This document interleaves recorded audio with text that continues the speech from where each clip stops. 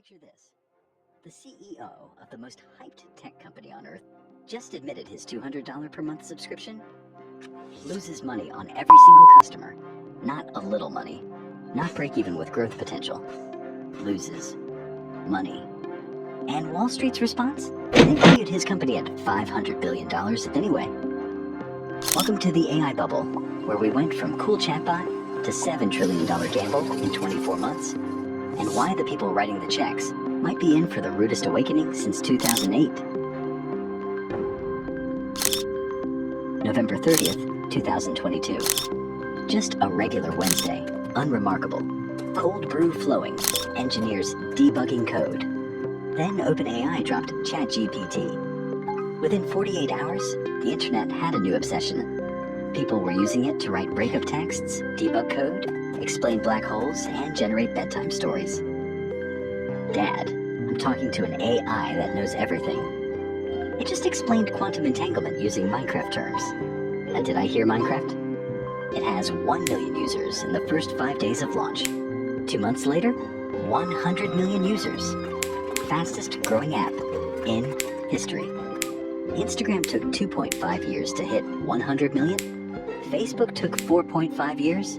ChatGPT did it in 60 days. And Silicon Valley, absolute panic. Inside Google's headquarters, executives were having a meltdown. We invented this technology. The transformer model? That was us. The research paper has our names on it. Then why is my son using ChatGPT and not Google AI? Because we were too scared to release it. Well, release something now. Call it Bard, Gemini, whatever. Ship it. Google scrambled. They had the tech.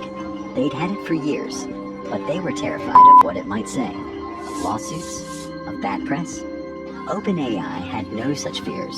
They shipped first. And in tech, first mover advantage is everything. Within weeks, Microsoft threw $10 billion at OpenAI, with another $3 billion on standby. Google panic-launched Bard, which immediately hallucinated in its first demo.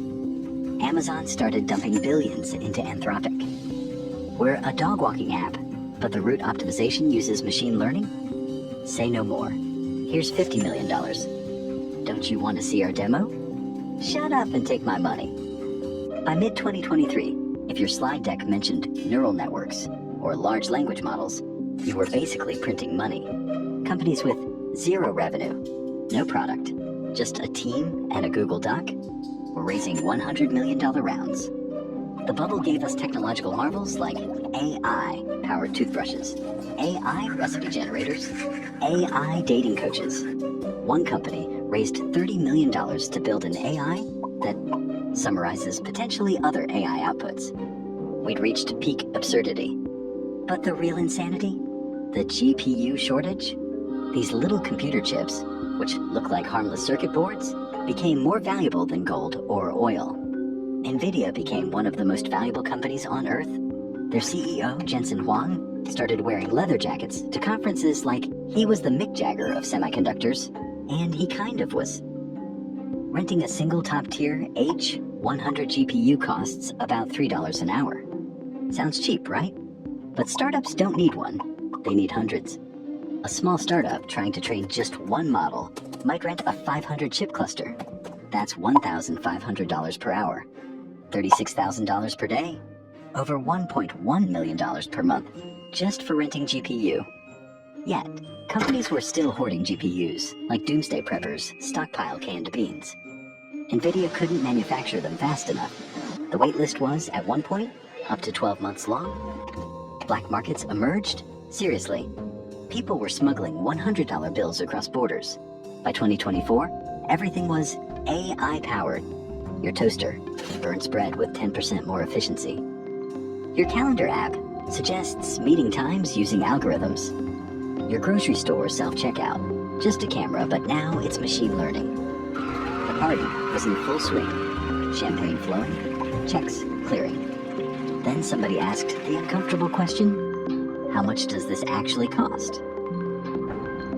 January 2025. Sam Altman, CEO of OpenAI, face of the AI revolution, tweeted something that made every investor's blood pressure spike.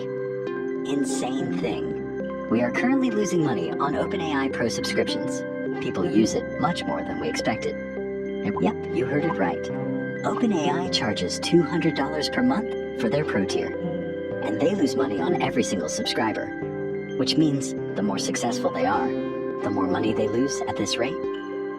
When they launched ChatGPT Plus at $20 per month, their entire pricing strategy was test two prices, $20 and $42. See which people complain about less, pick that one. No market research, no cost analysis, just vibes.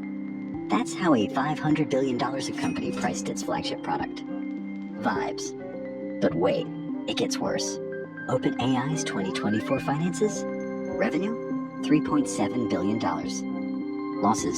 $5 billion. They didn't just fail to make a profit. They lost more money than they made. By a lot. Now here's where it gets truly insane. Industry forecasts show AI infrastructure will require $6.7 trillion by 2030. Let me break that down.